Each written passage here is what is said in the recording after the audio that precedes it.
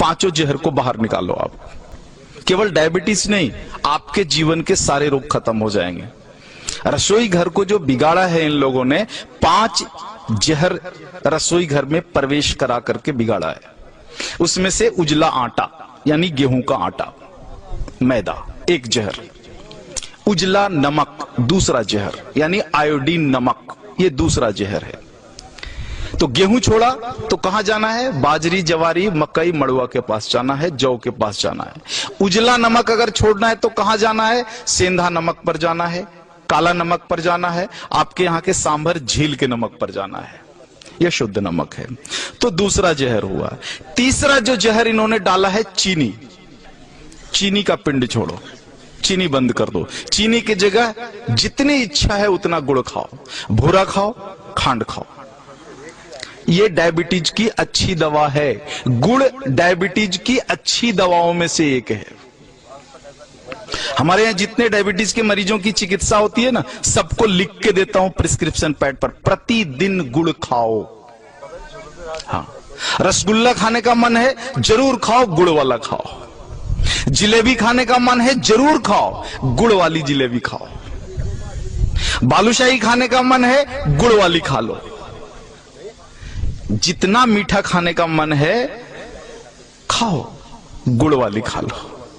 तो तीसरा जो जहर है वो आपका चीनी है। हाँ। और जो चौथा जहर है वो है रिफाइन। हाँ, इस रिफाइन को बाहर निकालो। ये तेल नहीं है। आर्थराइटिक्स भी सबसे ज्यादा राजस्थान के लोगों को है।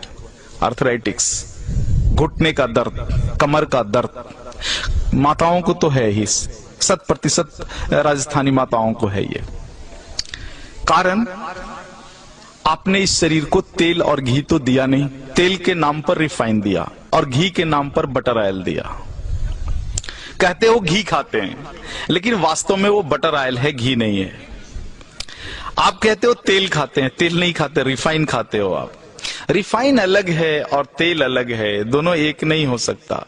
तो इस रिफाइन को बाहर निकालो और तेल को लेकर के आ जाओ। तेल सरसों का हो सकता है, तिल का हो सकता है, आपके यहाँ अच्छा राई, सरसों, तिल, ये 3 चीजें तो मैं जानता हूं, और शायद कुछ मूंगफली का भी बढ़िया हो सकता है। ये सारी चीजें हैं। 2 विरुद्ध चीजें हैं, एक सूर्यमुखी और सोयाबीन। इनके चक्कर में मत पड़ना, ये दोनों खतरनाक हैं। तो इस तरह से रसोई घर से अगर कुछ चीजों को आप बाहर निकाल दो। 2 मॉडर्न चीजें हैं, एक प्रेशर कुकर, हाँ, जो आपके रसोई घर का प्रेत है, प्रेत को बाहर निकालो। हाँ, पकती नहीं अनाज, फटती है अनाज। दाल फटता है उसमें, पकता नहीं है। नीचे से ताप और ऊपर से प्रेशर, तुअर का दाल फट जाता है, पकता नहीं है। पकेगा तो मिट्टी की हांडी में धीरे धीरे, सने सने, धीमी आंच पर ही पकेगा। तुअर का पौधा जितने दिन तक मिट्टी में खड़ा रहता है, उसी हिसाब से समय लेगा हांडी में पकने के लिए। जल्दी कैसे पका लोगे आप? नहीं पका सकते। वो मिट्टी में 10 महीने तक खड़ा रहा है तो 10 मिनट तो लेगा ना चूल्हे पर पकने में।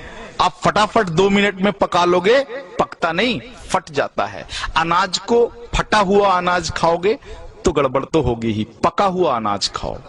प्रेशर कुकर में कोई भी अनाज नहीं पकता, केवल फटता है। तो इस प्रेत को बाहर निकाल दो। और दूसरा प्रेत तो कम है, जो है फ्रिज, हाँ, इसको बाहर निकाल दो। शरीर को अग्नि चाहिए। फ्रिज की सारी वस्तुएं शरीर के अग्नि को खराब कर देने वाली है।